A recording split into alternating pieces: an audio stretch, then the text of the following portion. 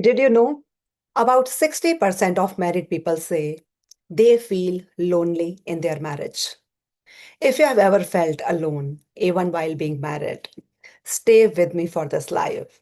Hi, everyone. Good evening, and welcome to today's live. So, the topic for today's live is the silent loneliness in marriage and how to fix it. And before we start, those of you who are meeting me for the first time, my name is Payal Gulati. I'm a journalist and life coach and founder of The Innate Bliss. Now, let me ask you something honestly. You are married, you live in the same house, you sleep in the same bed, but deep inside, you feel completely alone. And the scary part is, many people in marriages today are feeling this, but no one is talking about it. If this is your reality, stay with me till the end.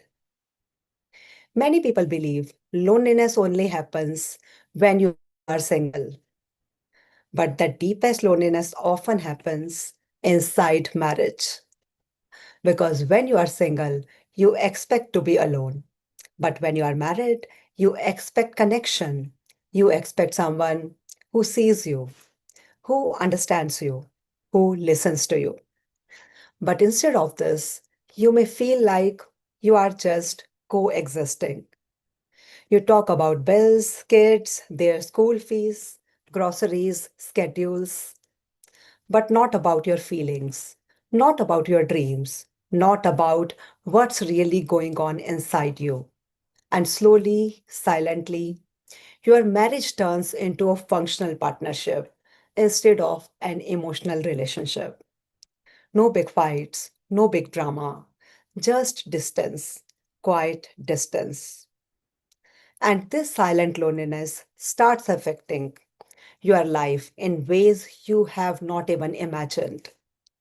You may start feeling emotionally exhausted, unseen, and unappreciated, disconnected from your partner. You may even start feeling, is this how marriage is supposed to feel? Or even worse, maybe something is wrong with me. Some people start withdrawing. Some start living separate emotional lives. Some start looking for connection outside their home, not necessarily physical, but emotional. And many couples stay in this state for many, many years, living together, but not really living with each other. Let me share something with you. One of my clients told me something that stayed with me. She said, I have been married for 12 years. My husband is a good man. He provides for the family. He never shouts at me, but I feel like I don't exist in his world. She said, we can sit in the same room for hours without saying anything meaningful. And the most painful part, she said, was this: I miss being seen. Not gifts, not vacations, not social media pictures, just being seen, being heard, being emotionally met. And this is the silent pain many people carry in marriages. Loneliness in marriage does not happen suddenly, it happens slowly through small moments of disconnection, unspoken feelings, conversations that never happen, needs that are never expressed. And over time, two people who were felt deeply connected become strangers. But let me tell you something powerful. This can change, and it starts with understanding what is really missing. So if you are feeling lonely in your marriage, I'm giving you 5 things that can help you rebuild emotional connection in your marriage. Number 1, acknowledge the loneliness honestly. The first step is honesty. Many people deny their loneliness because they feel guilty. They think it's okay. My partner is not a bad person, so I should not feel this way. But your feelings are not wrong. If you feel lonely, that feeling is trying to tell you something. Ignoring it will only make the distance grow. Acknowledging it is the first step to healing. Now comes step number 2. Understand that loneliness is usually emotional disconnection. Most couples think the problem is lack of time, work stress, busy schedules, but the real issue is often emotional disconnection. You may talk every day, but you may not feel emotionally safe sharing your inner world. And emotional connection is not built is not built through logistics. It is built through vulnerability. And it means being able to say what's really going on in your heart. It's when you share what you are really feeling without worrying about being judged, dismissed, or misunderstood. When two people feel safe enough to say what's going on inside them, that's where the real connection begins. Step number three, learn to express your emotional needs. Many people expect their partner to automatically understand their needs. Let's be honest. Your partner can't read your mind. You may need more appreciation, more listening, more emotional presence. But if these needs are never expressed clearly, they remain unmet. Healthy relationship, Healthy relationships require clear emotional communication. Now comes step number 4. Rebuild emotional intimacy slowly. Connection is not rebuilt overnight. It happens through small, consistent moments. Sharing thoughts, listening without judging, showing genuine curiosity about each other once again.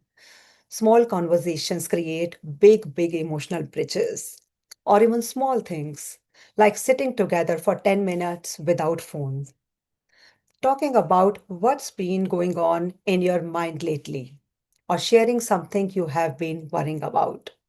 These small conversations may look very simple, but over time, they create emotional bridges between two people once again.